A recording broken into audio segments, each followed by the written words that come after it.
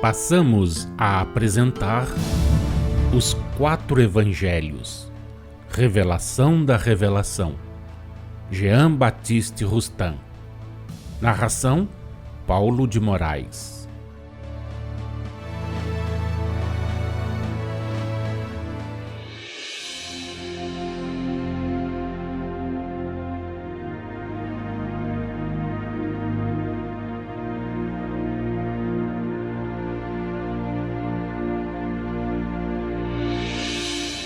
Número 48. Suposto que Maria e José nenhum perigo deviam recear para seu filho, uma vez que o anjo lhes anunciara ser ele filho de Deus, como se explica a ansiedade de ambos quando perceberam que Jesus não regressara com eles e que depois de o procurarem entre os parentes e conhecidos, não o encontrando, tenham voltado a Jerusalém para procurá-lo ali?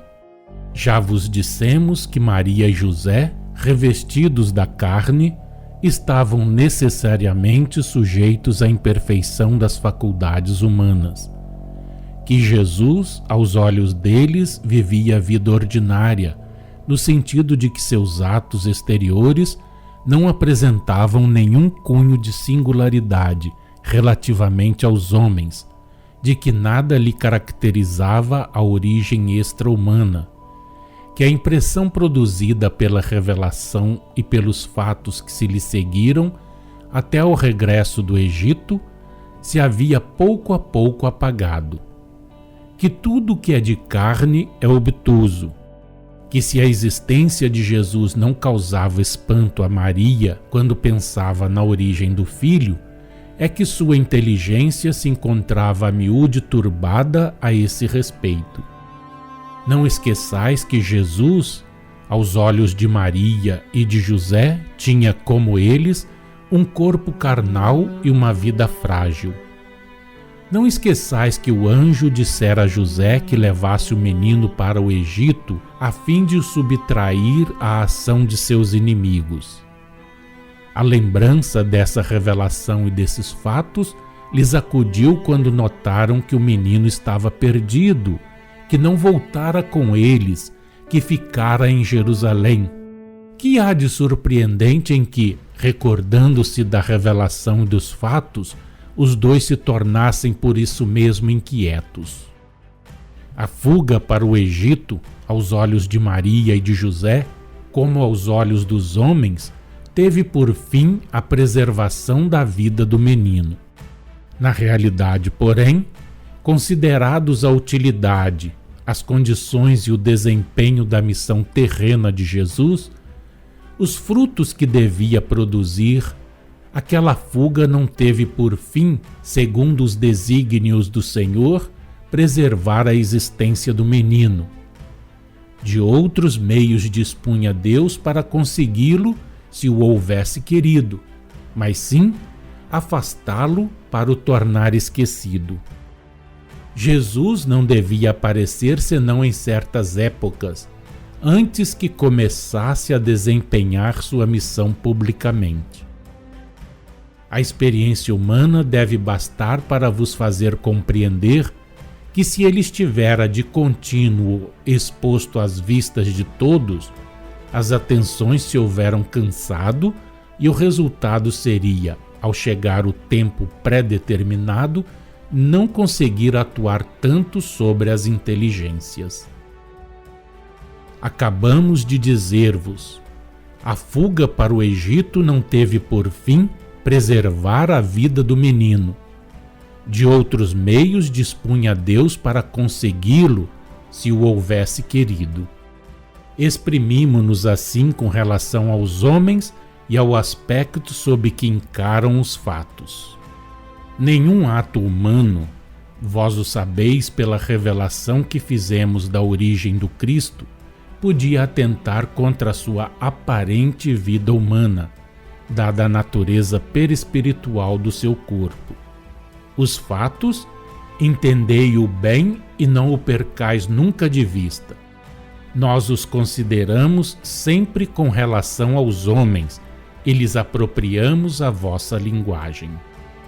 número 49.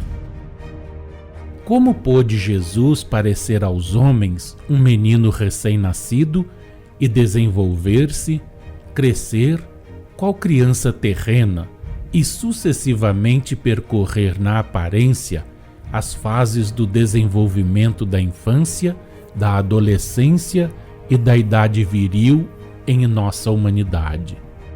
Esta é uma questão que podíeis resolver sem a formulardes. O perispírito que servia de invólucro a Jesus se desenvolvia aos olhos dos homens, de maneira a lhes dar a ilusão do crescimento humano. Não se vos disse já que o perispírito não é da mesma natureza do vosso corpo? Qual impossibilidade vedes em que aos olhos dos homens o perispírito revista aparentemente as mesmas propriedades que tem o vosso corpo e em que os fluidos que o compõem sejam igualmente adstritos a se desenvolverem e aumentarem?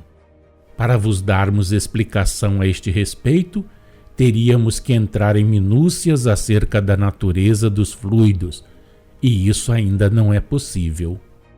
Mas por que haveis de achar impossível que os fluidos, reunidos sob a ação da vontade de Jesus, tenham seguido marcha progressiva de aparente dilatação aos olhos humanos? Um espírito da ordem dos vossos pode, não o ignorais, com seu perispírito, que constitui sua vida, sua individualidade, afetar, revestir a qualquer instante todas as aparências, todas as formas, mesmo tangíveis, sob a única condição de lhe ser dado tomar de empréstimo os fluidos animalizados, necessários à produção do desejado efeito. Um espírito superior, que tem o poder de assimilar os fluidos animalizados ambientes espalhados na atmosfera, não precisa de semelhante empréstimo. Como pretenderíeis que um espírito superior, descendo das regiões mais elevadas ao vosso meio, mediante a assimilação do seu perispírito às regiões que tenha de percorrer, não possa, à vontade, figurar as fases do desenvolvimento de um ser humano pela assimilação dos fluidos ambientes que servem à formação dos vossos seres e pela dilatação aparente dos fluidos do seu perispírito, assim adaptado e tornado tangível? A vontade poderosa de Jesus, Espírito perfeito, Espírito puro por excelência, reunir em torno de si os materiais necessários à execução da obra e nas condições precisas a que a obra se executasse.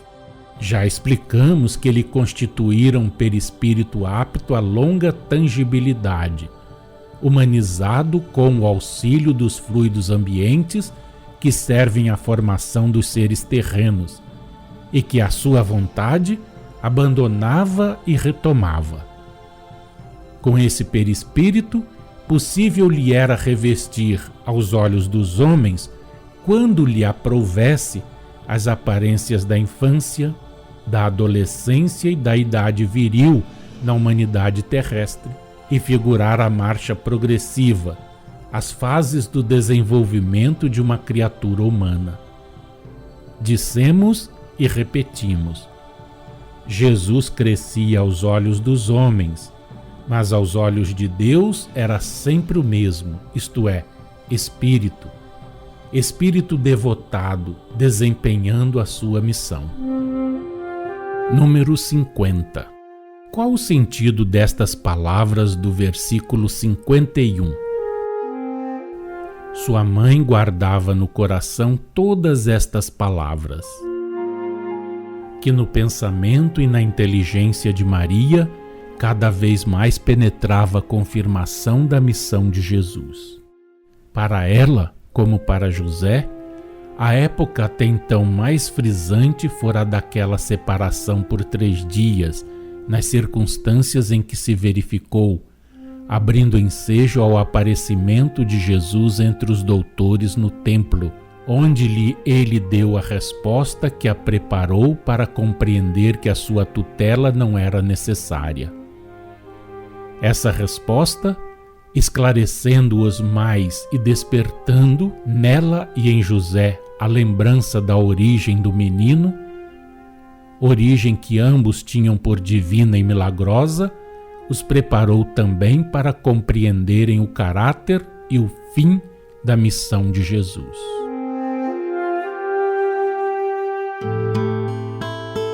Acompanhe no próximo programa mais um trecho de Os Quatro Evangelhos, Revelação da Revelação, Jean Baptiste Rustin.